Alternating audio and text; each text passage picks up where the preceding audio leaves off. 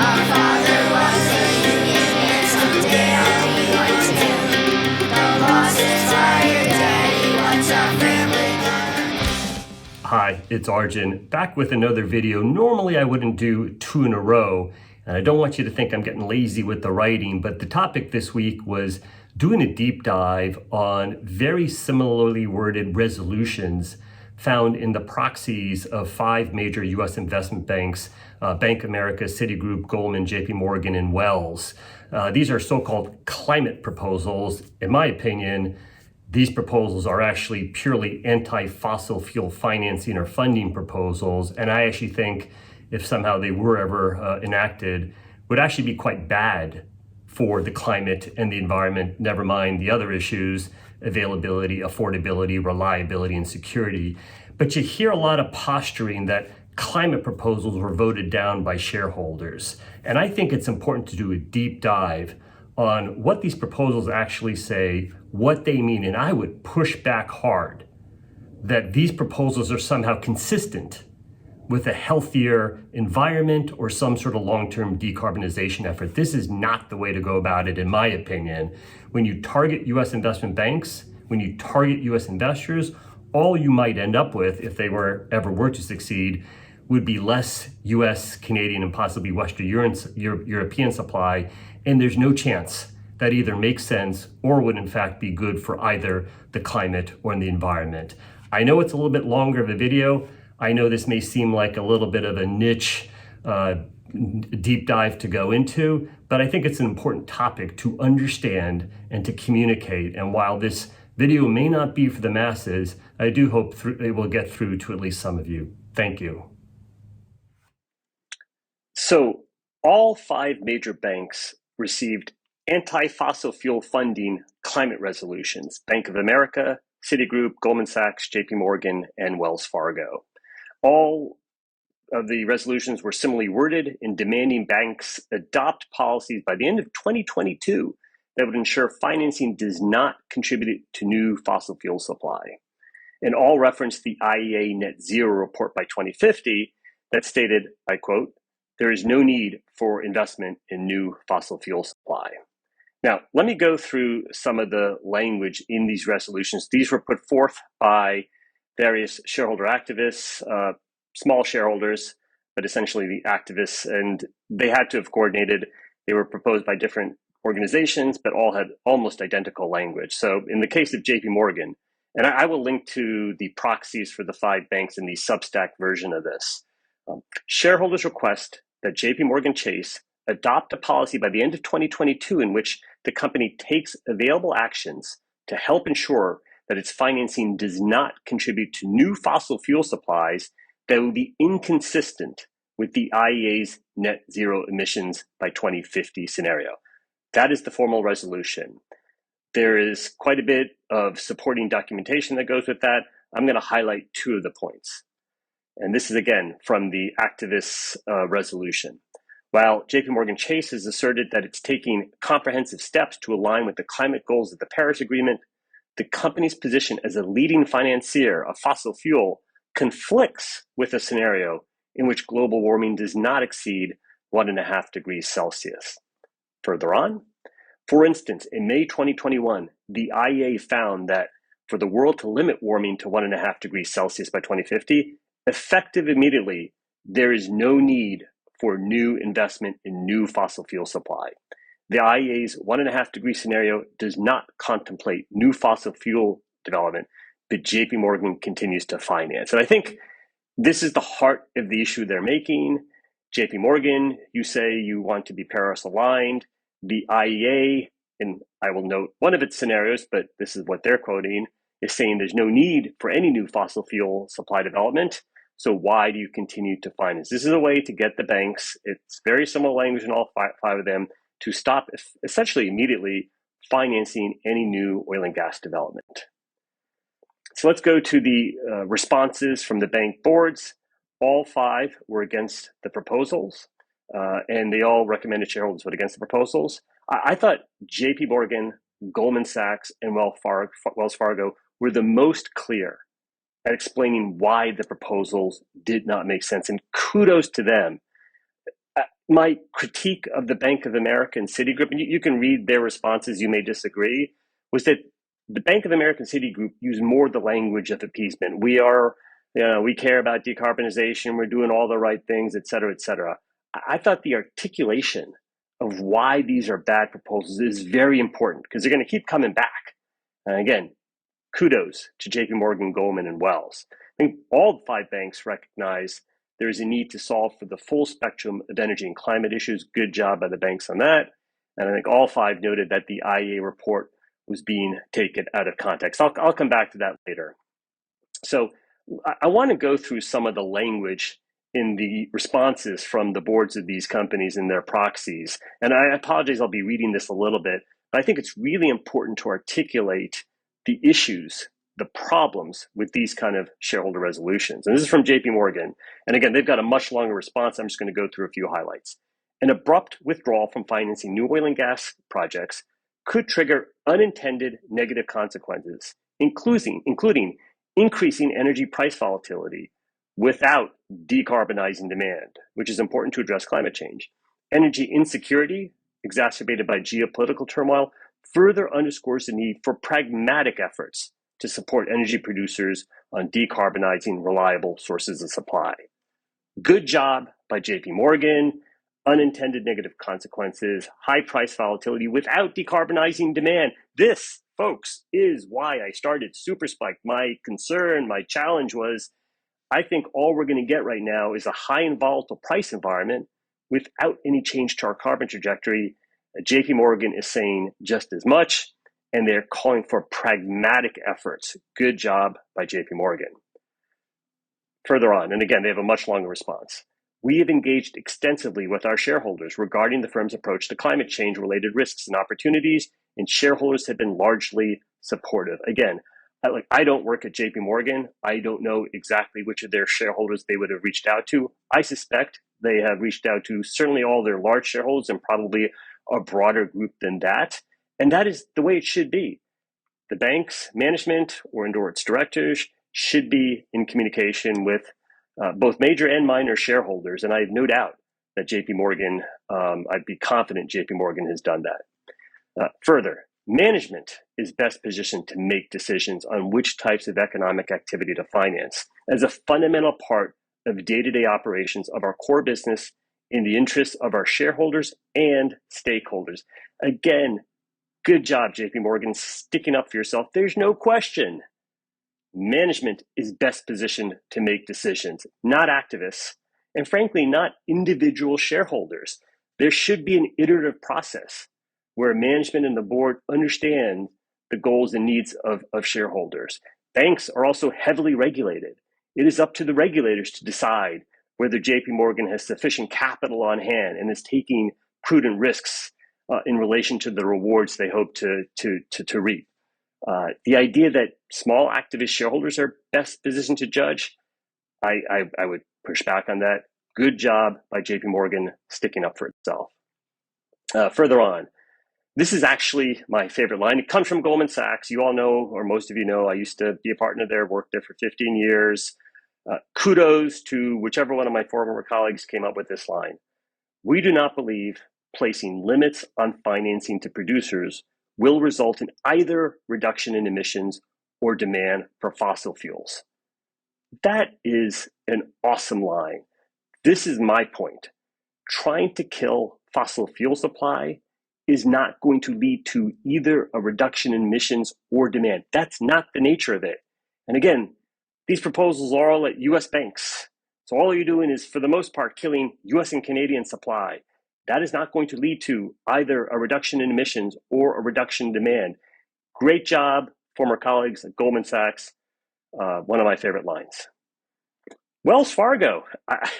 Sorry if this sounds borderline insulting, but I was surprised. They actually did a very good job as well. You know, when you work at Goldman, you kind of think Morgan Stanley, JP Morgan, maybe Credit Suisse are the competitors out there, and you can be a little dismissive, I think, of, or at least maybe I was, of the commercial banks. But I like the job Wells Fargo did here. So this is a little longer. I'll try and read it quickly. Implementing the proposal's recommended policy to stop lending and underwriting activities that contribute to new fossil fuel development would effectively preclude us from offering general purpose loans to the oil and gas sector.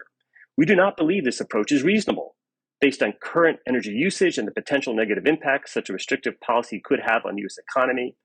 Rather, we believe our target setting approach and ongoing participation in financing the new capabilities and resources oil and gas companies will need for the future, coupled with our continued substantial investment in renewable solar and wind projects, will better facilitate an orderly and balanced transition away from high-emitting hydrocarbons. Great job, Wells Fargo. We need new capabilities and resources from oil and gas companies, but they're also going to invest substantial capital into renewables, solar, and wind. And that will facilitate an orderly transition, a more orderly transition in the views of Wells Fargo. Again, great job sticking up for yourself, defending your business practices. And finally, from Wells Fargo, again, kudos to Wells. They're the only ones who actually specifically addressed that I saw the IEA report. And I'll quote here again. Although the IEA scenario cited in the proposal assumes no new oil and gas developments are needed to attain net zero, the IEA scenario is only one of several scenarios. And these other scenarios do not make the same assumption. We do not believe that conditioning our financing on a single assumption in a single scenario, which itself contains hundreds of other assumptions, is an effective or practical way to manage our lending practices or to further our net zero goal. Great job, Wells Fargo. I could not have written this better myself. We do not believe that conditioning our financing on a single assumption, it's absurd. It is absurd what is being asked. It's being called out. This is buried in a proxy. It is published. I'm not gonna blame them for burying this in a proxy. That's the way these things work. This should be broadcast in a much broader way. Maybe I'm doing that right now. Great job, Wells Fargo, in highlighting the issue. One thing on the IEA, they come up with a net zero report. I think they can't pretend that it's shocking to see it weaponized in this manner. I believe, listen, I wrote research during my career, and the beginning of my career, perhaps I was taken by surprise at some of the attention it received. But once it receives attention, you know what you're saying, you know the messages you're delivering. I think they knew what they were doing here, and they've allowed themselves to be weaponized, perhaps on purpose, I don't know. At least Wells Fargo is, again, defending themselves and calling it out. So shareholders voted down the proposals. The resolutions received 9-11 support at Bank of America, Citi, Goldman, and Wells. I'm recording this before the JP Morgan vote is released. I believe it'll be released on Friday, so we'll see where that comes out. I think there's a real question on why were they voted down, and I do think the reasoning matters. So did investors recognize this is bad, it would be bad policy to stop funding fossil fuels? That to me, if investors recognize that it's bad policy, that would give me the most hope. I think the three other reasons that might have contributed to them being voted down that I think are not as great if they're the reasons. First is that energy has been sharply outperforming the S&P. This idea that Russia-Ukraine is a game changer, it is. I don't know if that's why I would want to vote down this specific proposal, and that traditional energy is important to the success of these banks. All of these are true, 2, 3, and 4 are all true, but energy is not always going to be in favor. It's not always going to outperform. We know that if you covered energy over 30 years, it definitely doesn't always outperform. It's never as popular as tech, as an example. Russia-Ukraine for sure is a game changer. But I reject the notion that we're choosing between energy security and climate. We need to solve for all of it. We do need to decarbonize. Make no mistake, we absolutely need to decarbonize. This is not the way to do it. These resolutions are not the way to do it. Okay, that's the point I'm making. And it's, I think, critical that people understand why these are bad policies. They're not bad policies because energy is now in favor. It's going to go out of favor and in favor. We're always going to need energy, whether it's popular or not. This is bad policy on the basic principles of it. So, in my opinion, anti-fossil fuel supply is bad policies. Policies to try and restrict fossil fuel supply, not good policies. When you go after US investors and essentially US banks, yes, Goldman, JP Morgan, they have global businesses, the others probably do as well, you are overwhelmingly targeting fossil fuel supply in the US and Canada, and to a lesser degree, Western Europe. How does that make sense? If we don't produce it here, it is going to be produced elsewhere. I would argue that's going to be bad for the environment, bad for the climate, and bad for all the other things we care about: availability, security, reliability, etc. There seems to be this presumption on the part of climate activists that fossil fuel supply drives demand, as if it's just another product, right? Peloton, probably not a good example with the troubles they're facing, but Peloton produces bikes. I guess you could kill the supply of Peloton bikes and you would probably kill the demand of Peloton bikes. Tobacco may be a better example. Yes, it's bad for your health. I don't think there's any question about that. Maybe if you kill tobacco supply or try and tax it or make it less available, you can affect the use of energy. Is fundamental to everything we do. And of course, really no energy company, no oil and gas company produces any products that use their product. They don't make Ford F-150s. Oil companies did not create Amazon Prime Delivery. They don't create data servers that suck up a whole bunch of energy. We need fossil fuel supply for all of our economic well-being, and for that matter, our environmental well-being. It's not a situation, in my opinion, where supply drives demand. And I think that is the source of a lot of this bad policy. Again, I think taking supply out of US and Canada, which only means we'll get more supply in the rest of the world, that's going to be bad for the climate and for the environment. And of course, bad for availability, affordability, reliability, and security. So what is the point of these resolutions? Is it degrowth? It's the only thing you can conclude. It's the famous Greta Thunberg "How dare you" speech, right? Fantasies of eternal economic growth, to paraphrase. Degrowth as a strategy is disgusting and repulsive. No one should be okay with that. I am a retired Goldman partner. I will be okay in a more lackluster economic environment. That is not true of even middle class and working class folks around the world, including in America, let alone the billions of people who are truly poor in Africa, parts of India, parts of Southeast Asia, and other developing countries, Latin America as well. A degrowth strategy is one that leaves humanity behind. You live longer, you have better environmental outcomes when you have economic growth, which is fueled by energy. Ideally, lower carbon energy. For now, carbon energy, whether it's carbon or non-carbon, degrowth is absolutely a kind of philosophy everyone should fundamentally and morally be against. These resolutions are bad for the climate. Less US and Canada means more Russia and Middle East. No one could possibly think that that is good for the environment or good for the climate, let alone any other variable. Our environmental standards in the US and Canada either are higher than the rest of the world or they should be. And let me spend a second on the should be part. We need to address methane. We're not sufficiently doing it. I personally do critique the oil and gas companies for not moving fast enough to create industry-wide or basin-wide solutions. I think individual companies have good faith promises that I accept. We need a broader based solution. It's within reach. You have to get there. We should be the cleanest barrels in the world. And let's make sure we are. We are on some things, like some basic environmental standards and labor standards. We have to be there on carbon as well. That is something I would push the oil and gas industry to move much faster on. Net zero pathways they're ultimately going to be demanded by investors and potentially enforceable by regulators, if you think of something perhaps like methane, or ideally industry trade groups, though I'm not sure we're there as far as the oil and gas industry goes, but whoever it is. That is the means and mechanism by which we move to net zero. There are going to be laws passed by Congress ultimately. That makes sense. Trade groups can do this. Investors can do it. That is the right pathway. Final point to make is US and Canada are only 23 million barrels a day of a 100 million barrel a day market. Why would you target US banks in an effort to kill US and Canadian supply? Even under dramatic net zero scenarios that significantly reduce the demand for oil, which I don't think we're on track for, in 2050, my view is oil demand will be somewhere between 75 and 120 million barrels a day. But let's say you think some technology breakthrough is going to lead to an even faster reduction in oil demand. It's unlikely to be less than 30 million barrels a day by 2050.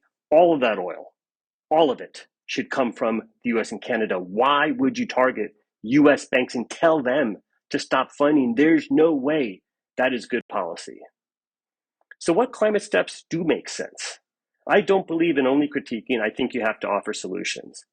First, how about reforming corporate average fuel economy, our fuel efficiency standards? Stop making an exemption for SUVs. Instead of fleet-wide, make it vehicle-specific, i.e. every vehicle sold should get at least, 30 or 35 miles per gallon. Maybe we won't be able to ban SUVs, but let's reform CAFE so we really get the kind of fuel economy savings that we could otherwise, I would say, easily have if we actually had real standards. I am in favor of whatever we can do to promote energy efficiency. We will never decarbonize solely from energy efficiency, but there is a lot that can be done to make the gap not as wide as it is right now. I'm actually intrigued by heat pumps as an example. What can we do here to incentivize, promote energy efficiency? Zero methane, and I know the engineers of you out there will push back on the zero, so I put it in quotes, it's an aspiration, but certainly within the oil and gas industry, a zero methane aspiration is within reach. Let's get there. Nuclear power, if we really want low carbon, reliable power, it's going to come from nuclear. At least today, it is going to come from nuclear. It is almost certainly not on a broad-based basis going to come from unreliables like wind and solar. There are other issues with nuclear that we all know about. The last major build out was really the 1970s. So hopefully, hopefully technology's progressed in 50 years. I'm gonna guess it has. Let's have a Marshall Plan on nuclear. Final point, the streamlining of red tape that impedes domestic, I'm talking US and maybe Canada, infrastructure investment, that actually impacts all forms of energy.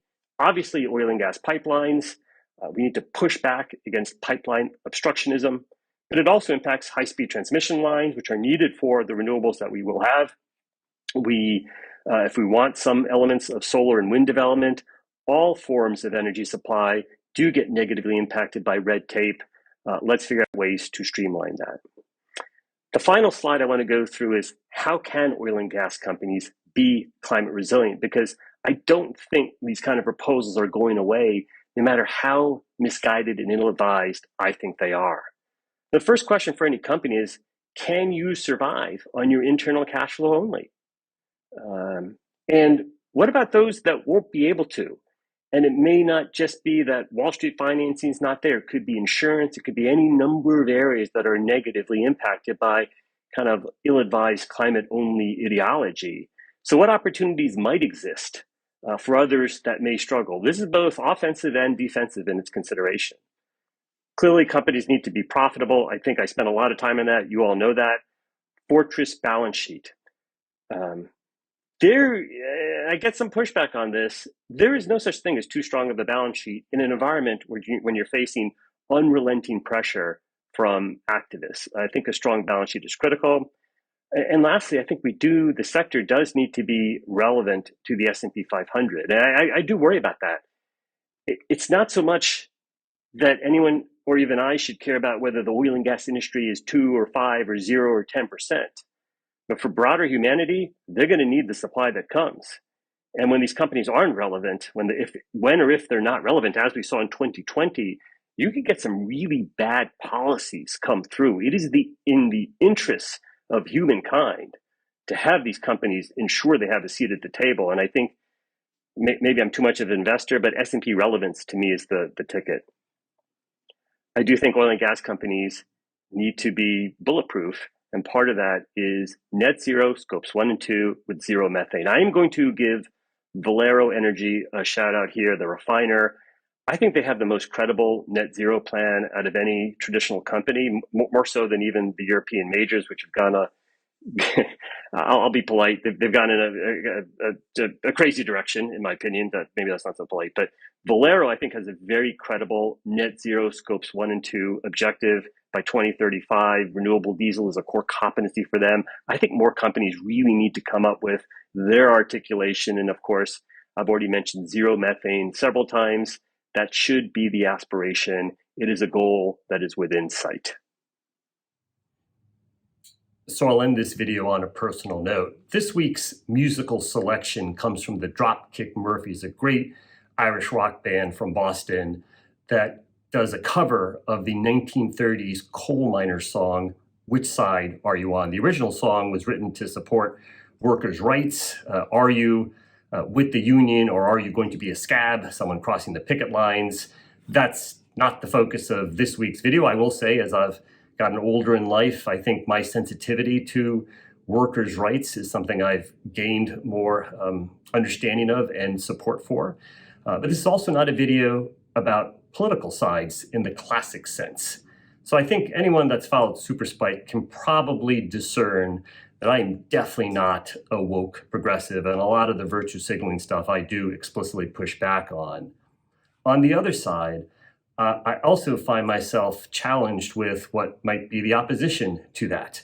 Yes, there are a number of sort of conservative principles that I do find myself sympathetic to, but I'm not sympathetic to the idea that we should do nothing about climate or the environment, or that existing rules should be gutted, perhaps streamlined, but not gutted. So the question is, which side are you on? Are you on the side of extremists, left or right? Or are you on the side of real solutions that actually help the billions of people that are less fortunate than anyone watching this video? I don't like the term moderate. I don't think there's anything moderate about any of this. We absolutely need economic growth, and we need energy supply growth, and we need that with, ideally, as small of a climate and environmental footprint as possible. That is the side I'm on. Reject extremism, reject woke progressive ideology, but reject the opposite side that wants to pretend that there's nothing to be done. I am, as you know, pro-capitalism, anti-socialism, but markets don't solve all problems. And in fact, the environment and quite likely the climate are areas where we need sensible policy. That's the side I'm on. Thank you.